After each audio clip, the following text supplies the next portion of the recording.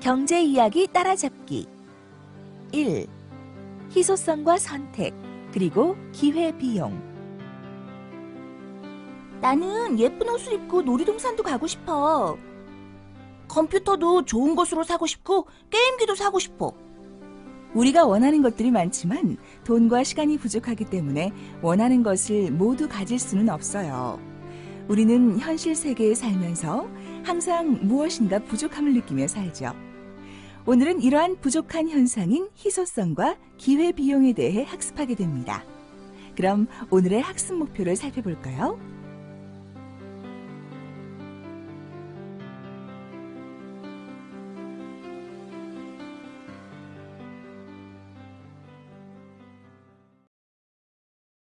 사람들의 무한한 욕망에 비해서 그 욕망을 충족시켜주는 재화나 서비스가 부족한 현상을 희소성이라고 합니다.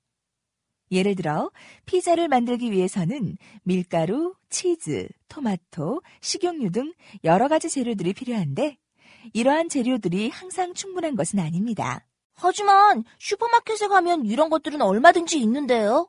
물건의 가격에 해당하는 금액을 지불해야 합니다. 이처럼 어떤 상품의 가격이 0이 아니라면 그 상품은 희소하다는 것을 의미합니다.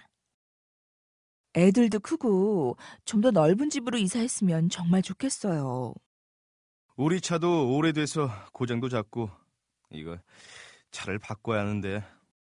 우리 집의 수입이 당신 가게에서 나오는 수입이랑 내 월급이랑 그리고 예금이자랑 수입을 더 늘릴 방법도 없고.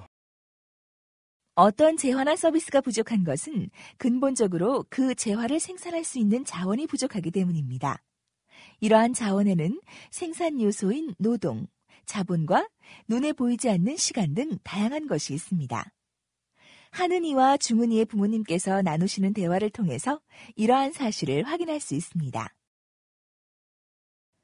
자원의 희소성은 자원의 존재량이 절대적으로 부족하여 생기기도 하지만 그것을 사용하고자 하는 욕망의 크기에 비해서 자원의 존재량이 상대적으로 부족하여 생기는 경우도 많습니다.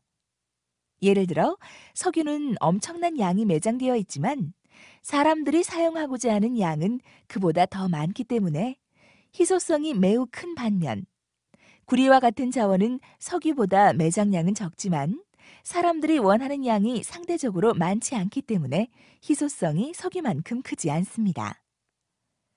이처럼 사람들이 느끼는 희소성의 정도에는 차이가 있을 수 있지만 모든 사람은 항상 희소성의 지배를 받으며 생활하고 있습니다. 원하는 것을 모두 가졌다고 생각하는 사람이라 하더라도 새로운 욕망이나 기대가 생길 수 있습니다.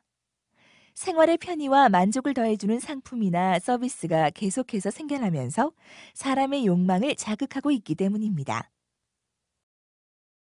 어떤 선택을 할 때 포기하는 다른 것의 가치를 선택에 따른 기회비용이라고 합니다. 만일 여러분이 책을 읽느라 좋아하는 인터넷을 하지 못한다면 책 읽기의 기회비용은 포기한 인터넷 하기의 가치가 됩니다. 선택을 잘한다는 것은 기회비용을 올바로 계산하여 선택하는 것을 말합니다. 기회비용을 올바로 계산하여 선택을 잘하면 제한된 자원으로도 큰 만족을 얻을 수 있습니다. 또한 같은 만족을 얻는 데 들어가는 비용을 최소화할 수도 있죠. 자, 그럼 환경보존의 기회비용은 무엇인지 확인해 보세요. 모든 사람들이 희소성의 지배를 받고 있음에도 불구하고 선택은 사람마다 서로 다릅니다. 그 이유는 무엇일까요? 여러분의 의견을 직접 적어본 후 선생님 의견 보기를 클릭해 보세요.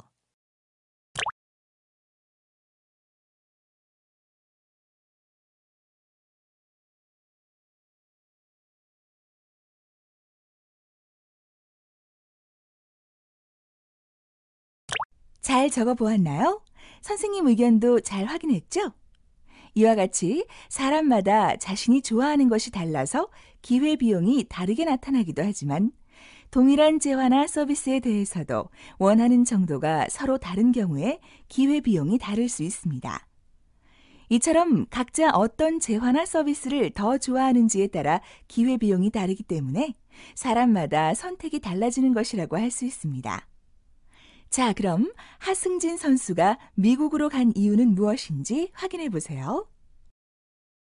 특히 사람마다 시간의 가치를 서로 다르게 느낄 수 있기 때문에 어떤 재화나 서비스에 대해 서로 각자 원하는 정도가 다르게 나타나기도 합니다. 우리가 서울에서 부산으로 이동하려고 할 경우 비행기, KTX, 고속버스와 같이 여러 교통수단 중에서 하나를 선택할 수 있습니다.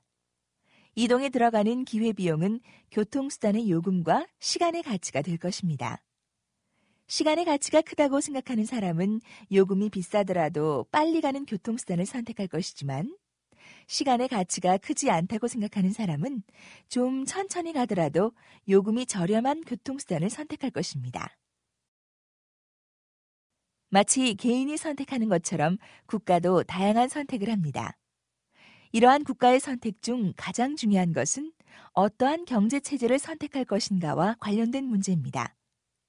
지금부터 사회주의 계획경제체제와 자본주의 시장경제체제를 선택한 경우를 비교해 보겠습니다. 사회주의 경제체제는 생산에 이용되는 수단을 국가가 소유하고 있으며 무엇을 얼마나 생산하고 또 생산된 것을 누가 소비할 것인지의 의사결정을 모두 국가가 하는 계획경제체제입니다. 반면 우리나라와 같은 자본주의 시장경제체제에서는 생산수단인 노동이나 자본을 개인이 소유합니다. 따라서 개인들은 각자 자신이 원하는 것을 선택하게 됩니다. 직업의 종류와 노동 시간을 자신이 선택하고 원하는 상품 또한 스스로 선택하여 소비하죠. 즉, 어떤 상품을 얼마나 생산하고 어떻게 생산하며 또 생산된 것을 누가 소비할 것인지를 국가가 아닌 개인과 기업이 스스로 결정하여 실행합니다. 자, 그럼 구소련에서 주문과 배달 사이에 걸리는 시간은 어느 정도인지 확인해 보시기 바랍니다. 그동안 사회주의의 경제제도는 능력만큼 일하고 필요한 것만큼 분배받는다고 주장했습니다. 그러나 구소련의 해체와 함께 80년간의 사회주의 실험은 끝이 났습니다.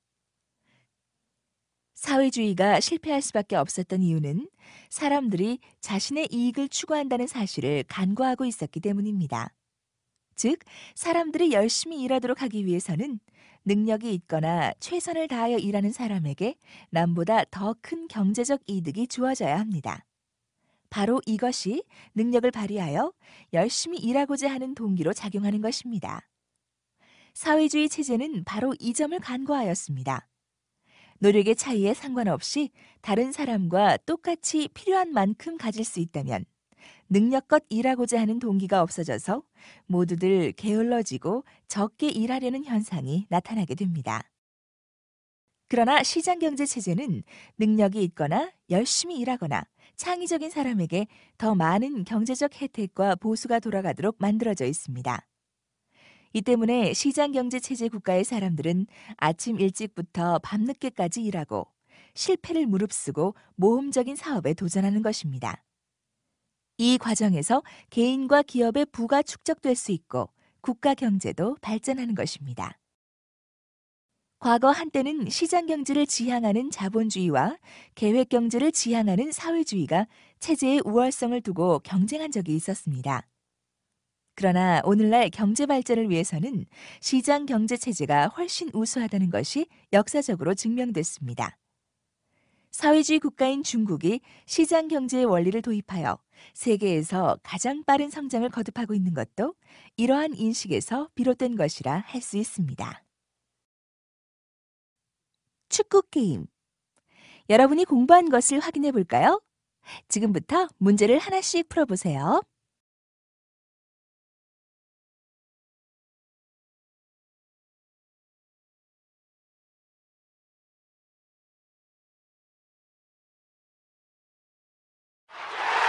맞았습니다.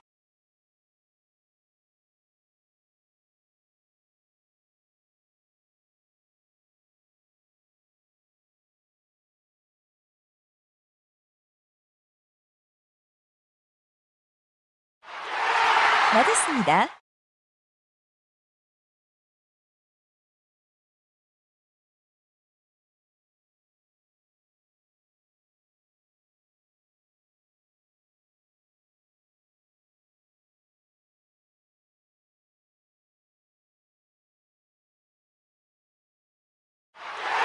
맞았습니다.